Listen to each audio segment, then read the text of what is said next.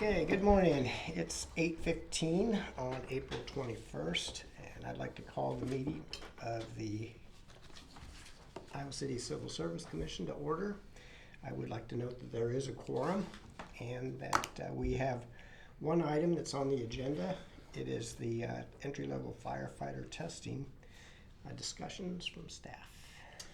Well, so we put together a memo outlining the process, and it's essentially the same process that we used for our last recruitment, which was in 2022, I think, with the list being certified in early 2023. So, felt like that process served us pretty well. We've used testing products from IPMA, which is now PSHRA, for years, and feel good about those. They're valid tests that I think are pretty widely recognized.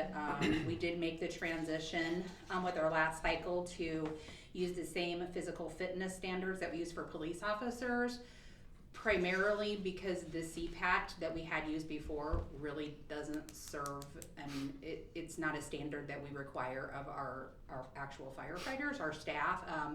It's not an entrance standard that's required anywhere. Its only role has been in the candidate testing. So because it required kind of some specialized equipment, some extra sessions to just give candidates an opportunity to kind of figure out what the test is going to be like, we decided to go with something that was maybe a little bit more universal, just an overall physical fitness assessment, and something that candidates could prepare for. There's really no mystery to what's involved in a run, sit-ups, and push-ups, and it's something that you can prepare for without needing access to equipment or to travel to Iowa City to participate in the orientation and practice sessions that are mandated as part of the CPAT process. So feel like that served us well.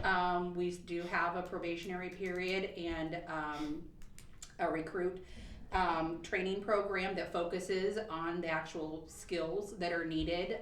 So there are opportunities for folks once they come on board to learn how to do things and to do them properly and to demonstrate that they're able to do them properly before they're released from probation. So really, that's the process that we propose.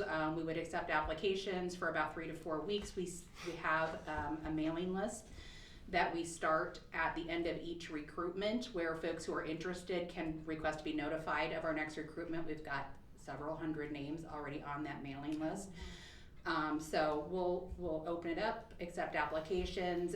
We'll allow candidates the option of either doing the written test remotely online or coming in and taking it in an on-site group proctored session on test weekend, and then we'll do the written for folks who want to take it in paper format. We'll do that and the PT testing on one day, followed up by interviews.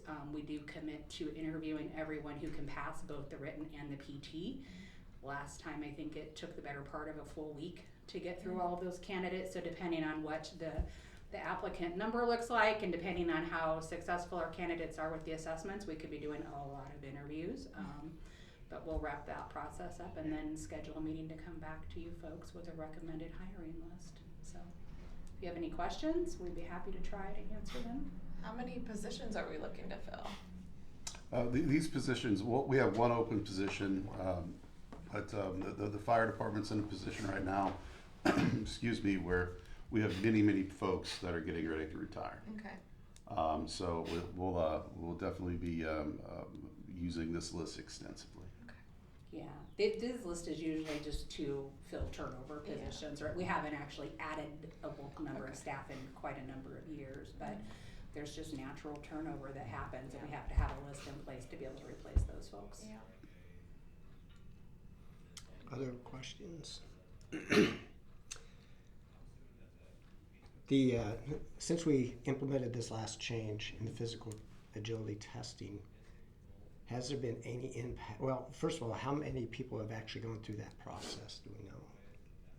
That testing process? Since we switched to the police officer physical fitness test? Well, the last list had 11 names on it, and you've hired 9 or 10. So. And I guess I was wondering if the change in the physical agility test had any impact on the probationary or the long-term officers? No, I've seen absolutely no impact. I was present on the day of the physical ability testing, and I feel very good about the test itself.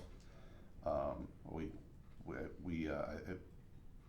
didn't sense any the test being easy by any stretch of the imagination. Actually, to the contrary, you would think that the mile-and-a-half run wouldn't be excessively hard, but we had a significant amount of candidates not be successful. I guess what I was wanting to mainly look at is during that probationary period, that was supposed to be a training period. Was there any indication that because we changed from more task-specific agility testing that we found some people that were actually not capable of physically doing the job? We did not. Okay, good. And then the last question I have is, we certify a list after the testing process is done. We certify a list and it's rank ordered. What's the criteria or the process that you use that you determine actually which ones on the list you hire? Under Chapter 400, I believe, the fire chief has the latitude to select really anywhere on the list. My philosophy and practice is that unless there's a compelling reason not to take someone in order, that I should take them in order. Okay, fair enough. But is there a specific process that you go through, either personal interview or? Okay. Yeah, but I speak to all individuals before the offer is conditionally made.